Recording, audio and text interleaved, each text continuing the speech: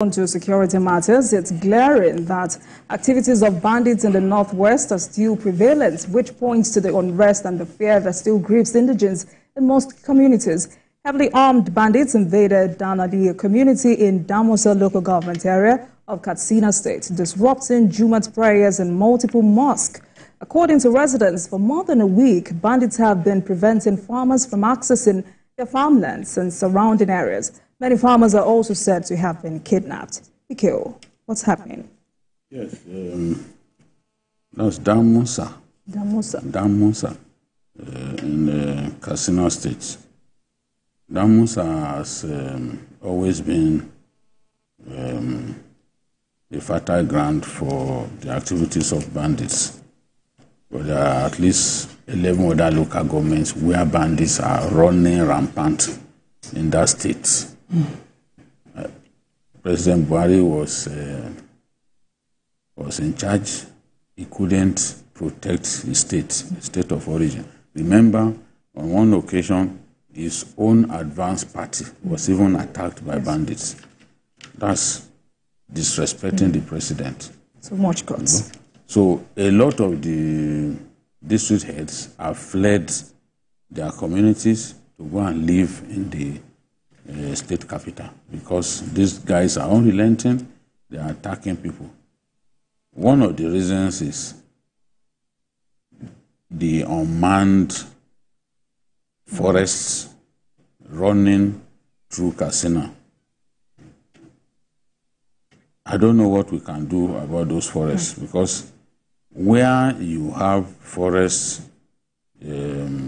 running through some local governments, banditry is much more prevalent in those places. And some of those forests extend from Nigeria all the way to Central African Republic.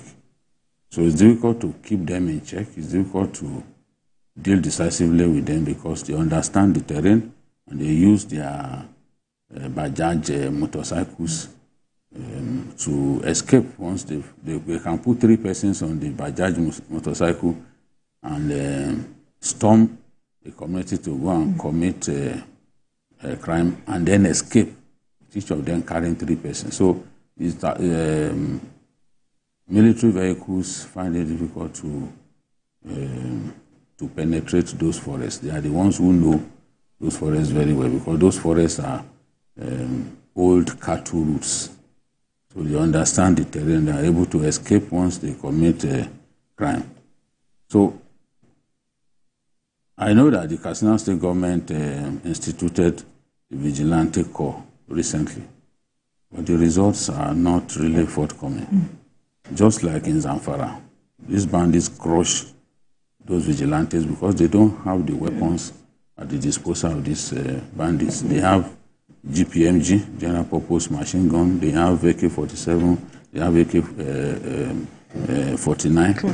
Whereas these vigilantes are only armed with den guns and at worst, what's this gun called?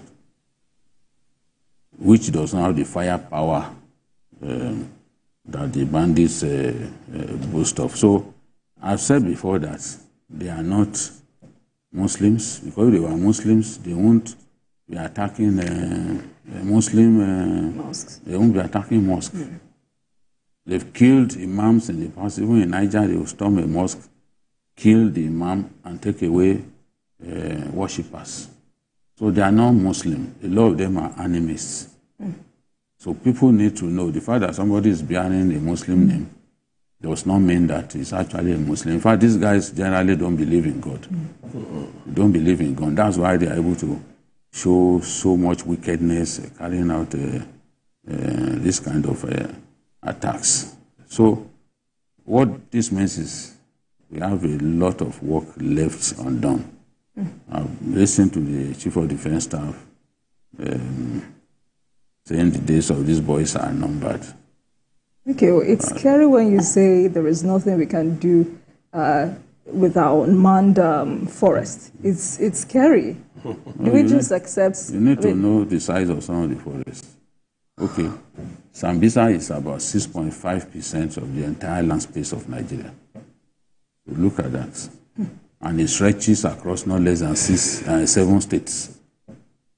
It stretches across no less than 7 states. So how do you police the Sambisa, for example?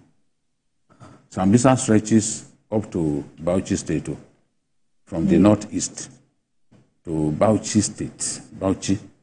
Some of the forests, like this one in Niger, the Kanji Lake National Park, that forest stretches beyond Oyo State. Yes, and these bandits are there. Wow. They've, in fact, turned that place to their home. I saw was it the governor or someone who was complaining the other day. So what do we do about those forests? They link one another. The forests, Breningwari Forest, they can ride from Breningwari Forest and end up in Katsina. Breningwari in Kaduna State can end up, they link one another. That's why you see that they kidnap children in Kaduna, you then take them all the way to Zamfara, because through those forests they can go all the way. The old northwestern states, which stretch from Niger all to Kebbi. That was the old northwestern states. It's very big. It's very big. So these bandits can move from Niger State all the way to Kebbi. And you can imagine the size. You see, it's unfortunate. Danso Forest in Maru local government, a lot of bandits are there, but to even pin them down because of the size of the forest, it's a big problem. And that Maru local government is one of the biggest local government in Nigeria. You have a situation in which a local government is bigger than some states. One local government, bigger than some Nigerian states. You know? I do apologize. Dr. How do you react to this latest attack in Katsina State? Because in addition to what we just read, 6 security operatives were also killed during an ambush by armed bandits this same weekend. Well, like PQ said, it's something that is difficult to fully contain because of the circumstances in which Nigeria has found itself. That area and other parts of the Northwest, they are susceptible. And then when we go back to the interview that the Chief of Defense Staff General Christopher Musa granted of recent, he was speaking about the number of available security operatives to civilians. It's huge in Nigeria. It's huge. How do you want to now fill this in this era of economic crunch? So, do we spend all of our resources in defending the nation? Is it not worth it? Well, if you say, is it not worth it? Or if you ask, is it not worth it? It is worth it. But at the same time, you cannot spend all your resources on one sector. The whole country is going to come to a halt because you have education. One of the subjects we've treated today also has to do with spending money to ensure that we have a good environment. Because even without the environment, you can't survive.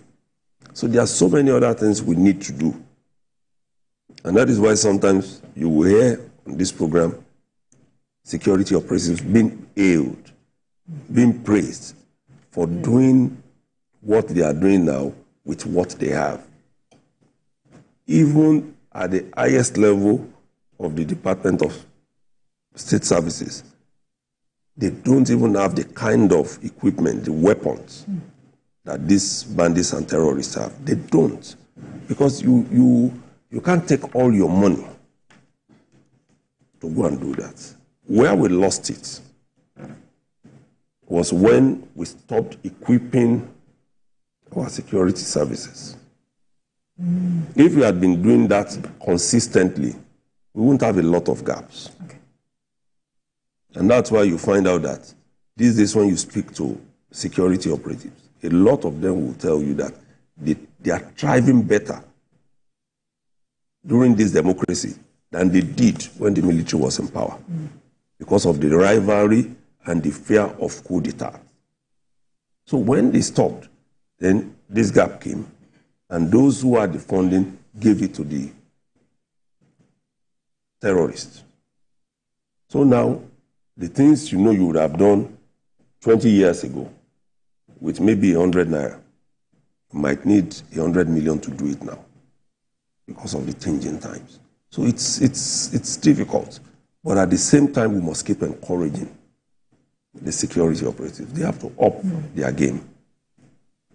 You possibly, for instance, can't deploy all security personnel into Katsina State.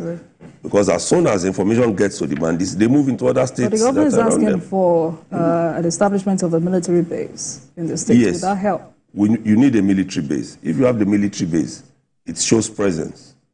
But they must still be manned by some people. Where do you get those people to man them? And that's why people keep talking of state police.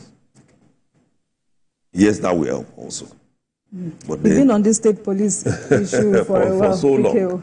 So, but how it helps? It's an emotive issue. Yes, it's also... The states are not interested. Yes, it's also the fact that people are already looking at what will be the flip side of it. What will be the flip side? And if you are going to have more defects than advantages, then what's the point? Okay, you wanted to react?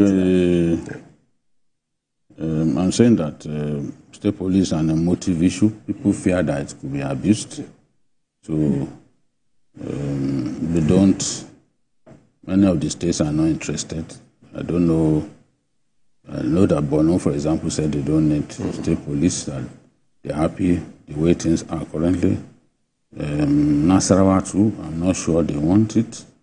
It's when people recall what happened during the First Republic, how the law enforcement was abused by the politicians of that era, working with traditional rulers. You will not want to support state police. All right. You know? And one thing I've also observed is that attacking worship places by bandits is such a big problem. On March 24, 2024, bandits attacked a mosque during Ramadan prayers in Merua village, Faskari local government of Katsina, and they killed 2 worshippers. Right. On the 29th of February, bandits abducted scores of worshippers in one of the mosques in Safi, local government area of Zamfara. On March 8, 2024, they killed 2 worshippers at Angwa Makera in Briningwari local government. On the 25th of June, they killed 2 worshippers at Tazame Mosque, Bungudu, local government area of Safi. All right. So it's maybe because they see clearly that, okay, people will turn out to come and pray, and they are looking for who to Mikhail, call. let me put you on hold while we welcome Kolawole calling from Lagos. Good afternoon, Kolawole. Welcome to the program. Good afternoon. Good afternoon. Good afternoon. Good afternoon. Yes, please go ahead. The issue of the banditry and banditry. They created it, and banditry was created because of Jonathan. It was created because of Jonathan. And Jonathan left government peacefully. And that problem of banditry you would have to stick to, can you hear me? You would have to stick to the issues without making unsubstantiated allegations. Okay. All right. Let's move on, Mikhail. Yes. So I think because they are constantly looking for who to kidnap, and they know that people will show up for prayers, Juma'at prayers, they always see an opportunity there to pick people. So the worship centers need to be protected so that these people don't just come and take away worshippers. It's very unfair for people to want to worship their God and you go to the worship centers to take them away. It shows that these guys are becoming too daring, and I don't know where they got their effrontery from. It's sad. Please, let's move